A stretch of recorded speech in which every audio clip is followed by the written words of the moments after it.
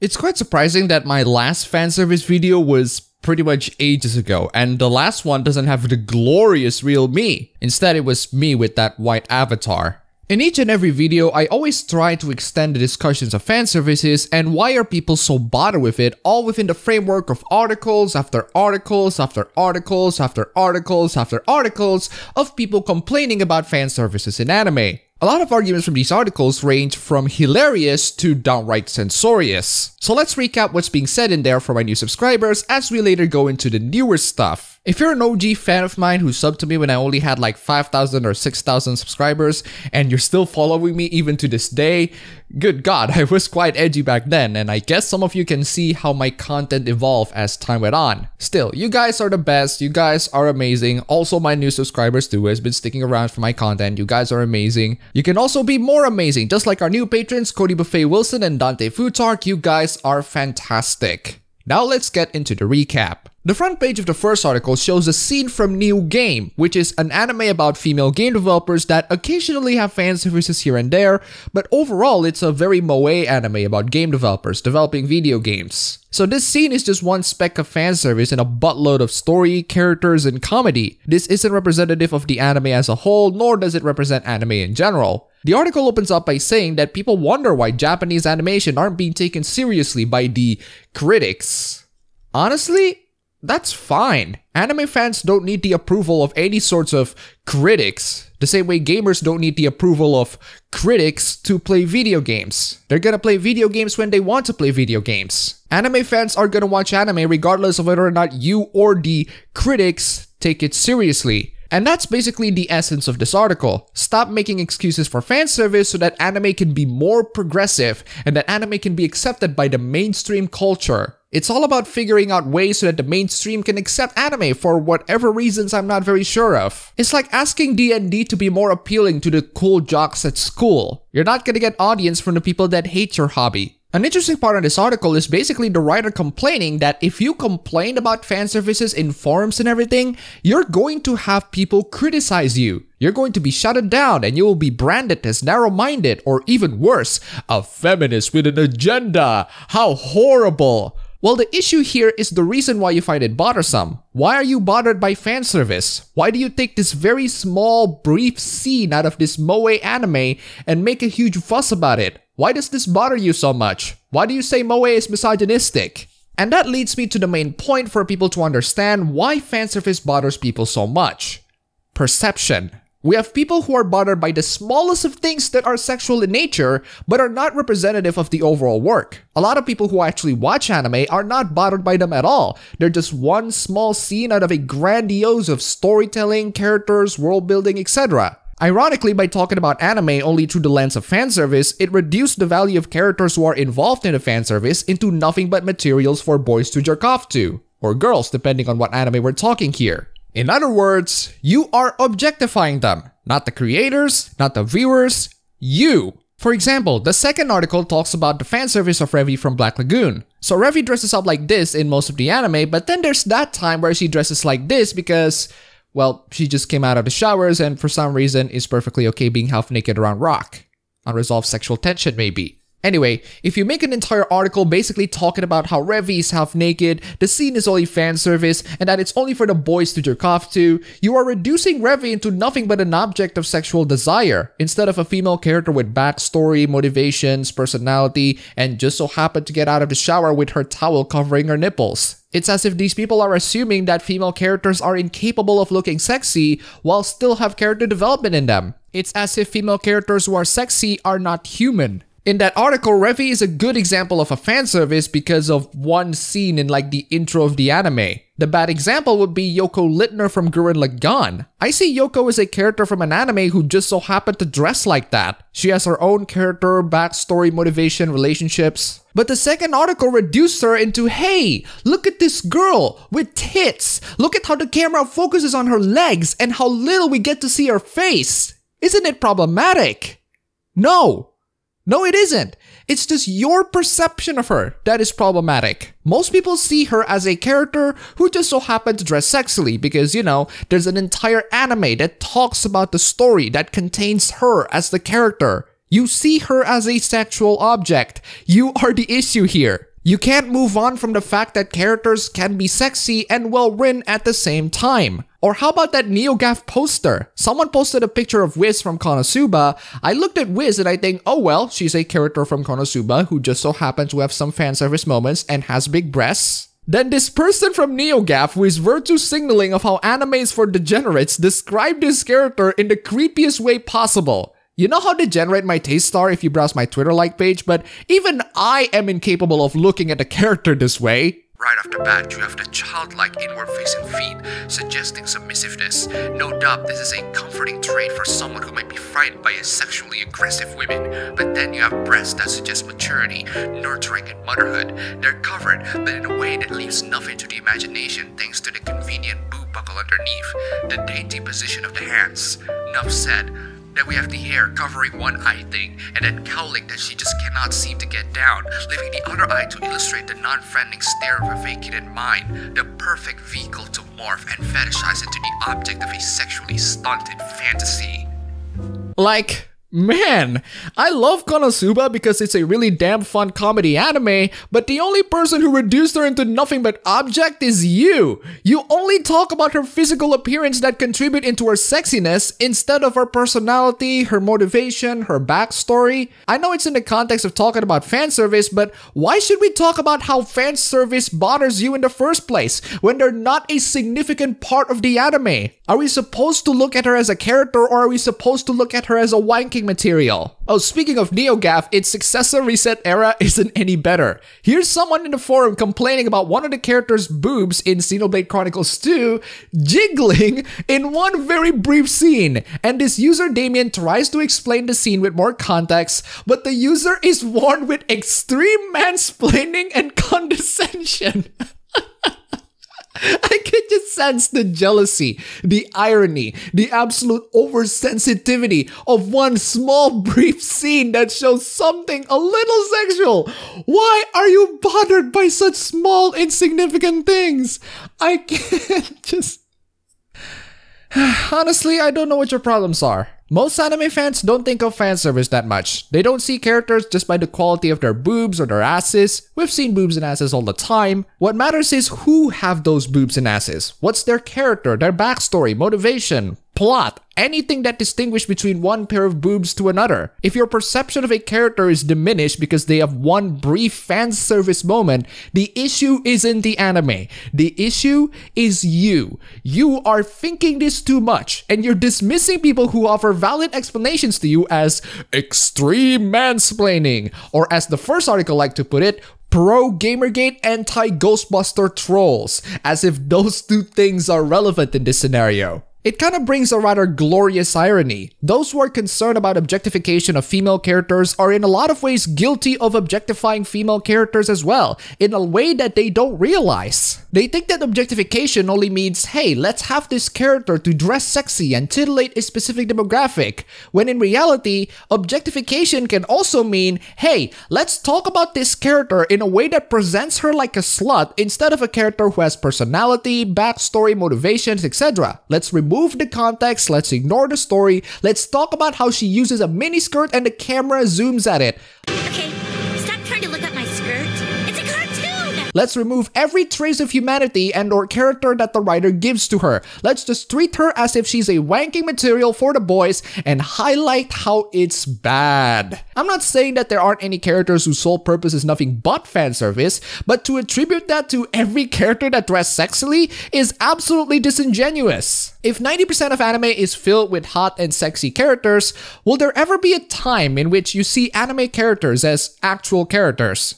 I don't think so. You will only see them as sex object based on the virtue that they're sexy or they have a couple of fan service scenes here and there. Can you see characters who dress sexy or look sexy as actual characters? If you can't help but to notice or can't move on from the fact that the anime shoves their boobs and asses to your face, I'm sorry, that's on you. Most of us just move on from those scenes because all of us have seen it a million times and we just want to move on into the good stuff. And thankfully, with the case of Gurren Lagann and Black Lagoon, Lagoon, the good stuff are so great, the fanservice materials are just small piss in a large pond of awesome. Again, the biggest issue about fanservice is perception. It's not the anime, because anime will have fanservice regardless of how many times you complain. You cannot stop fanservice in anime. In fact, every fiction out there will have characters who talk or do things that are sexual in nature, whether or not they're subtle. All they do is blow, blow, blow on their stupid whistles.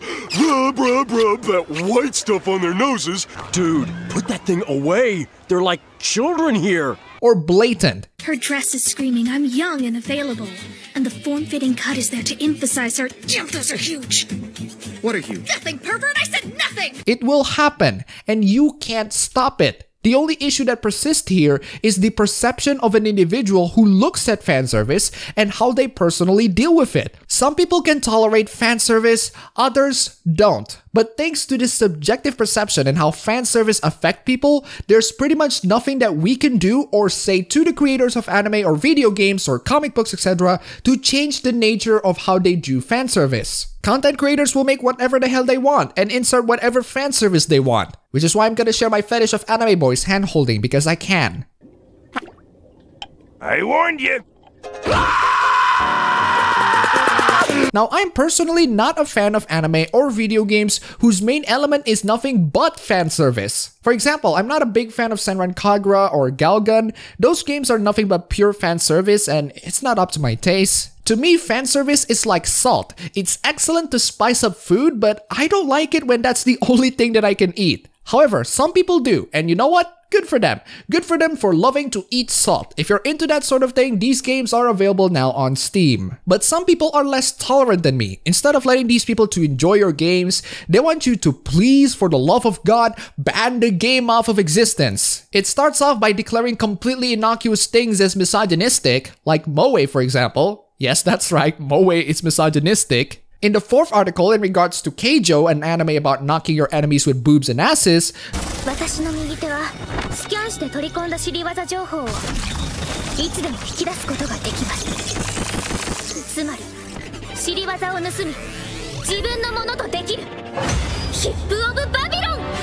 the writer of this article has the temerity to say it could have died in obscurity, as in it would be better off not being seen by anyone. You freaking killjoy. Also, goddamn, browsing through the scripts of my old triggered videos, I was freaking brutal, even in the latest one. I guess that means that I've gone soft as I get older. I don't know whether or not that's a good thing or a bad thing. But anyway, today we have another article that comes from the same person of that die in obscurity quote. Come on, anime. Yes, come on, anime. We're tired of fan service. We're tired of boobs. We're tired of asses.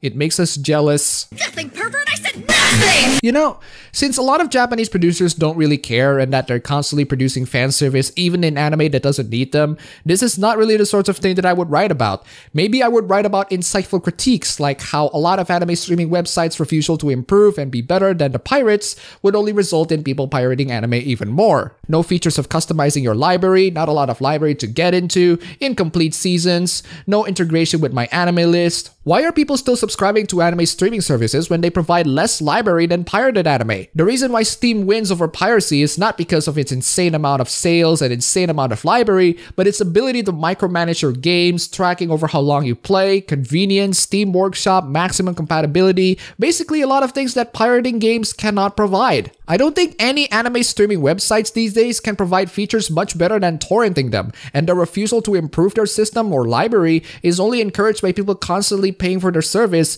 mostly out of guilt. That would be an interesting idea to write. And by write, I mean ripping off Uniquenameousaurus. In the category of gross anime things, let's talk a little about an increasingly popular gross anime thing commonly referred to as really 700 years old. That's where a 700-year-old demon occupies the body of a prepubescent girl who somehow finds herself in a sexually compromising position. Yep. Oh wow, that is actually the name of the trope in TV tropes, and it shows that character from Highlander.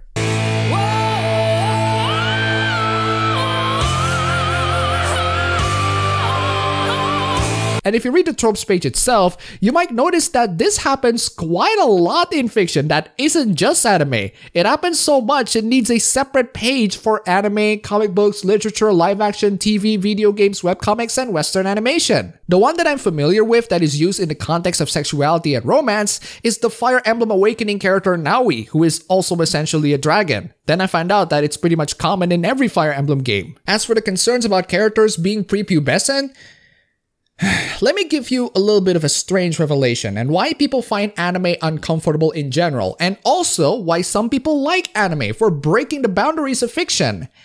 Anime doesn't give a fuck about your age. In a lot of anime, children, or at least teenagers, are going to be treated on the same level as adults. So if you see adults in anime getting tortured, beaten up, turned into horrendous monstrosities, painfully injured, and scarred for life, anime will do those things to children as well. And yes, some of those monstrosities include sexual things at the absolute disturbance of a lot of people. Hell, some anime even treats sexual things being done to children as titillating, also to the disturbance of many people. どうしたんだお兄ちゃんに惚れたの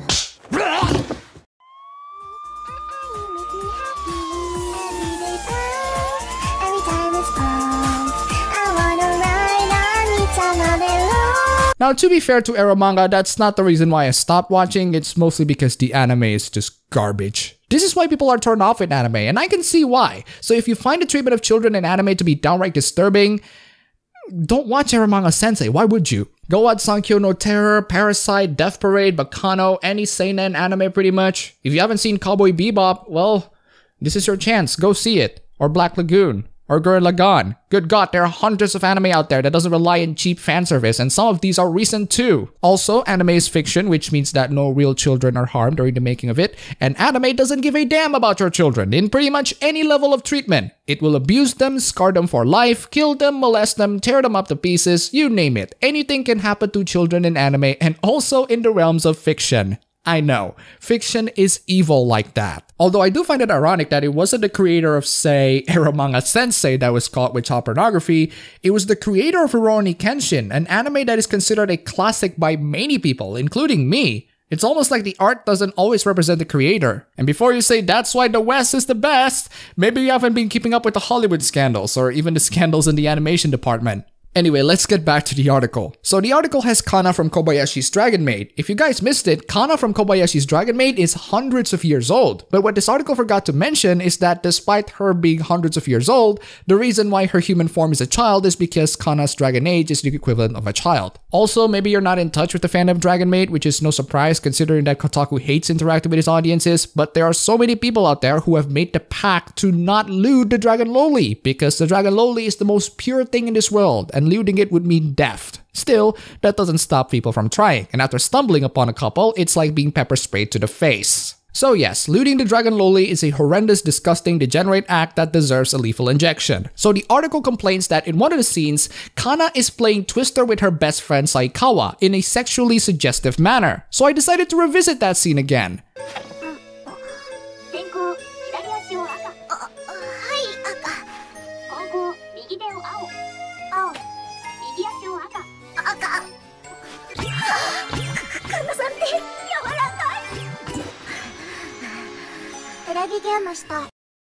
That was mild.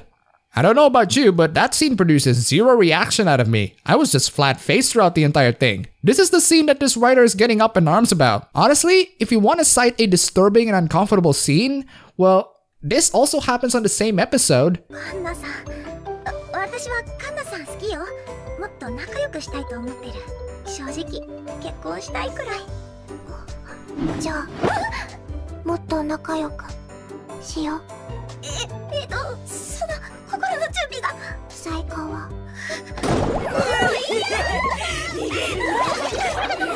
So yup, this article decides to make a huge fuss out of that scene. They also show examples from other anime that I'm not too familiar with the exception of Yojo Senki, aka Saga of Tanya the Evil. The complaint is that an 11-year-old mage who used to be a Tokyo salaryman leads armies into battle. The article says that there's nothing sexual, so why even bring it up? Like I said, since anime is fiction, it doesn't give a damn if you're a child. In fact, if you're a child, abusing you gives a lot more emotional impact to the story and to the enjoyment of everyone. Damn, I guess fiction really is evil. Or maybe people who enjoy these are monsters themselves. With every new anime season, I yell, "Please, no!" into the void, and the void just winks back and dishes out more of this crap. Among anime fans, it's become part laughing matter and part cringe instigator. And now that we've established that this is not just a thing, but a thing that is happening quite often, I'm gonna clear my Google search history, have a big sigh, and hold my breath and I wait to the next season's anime.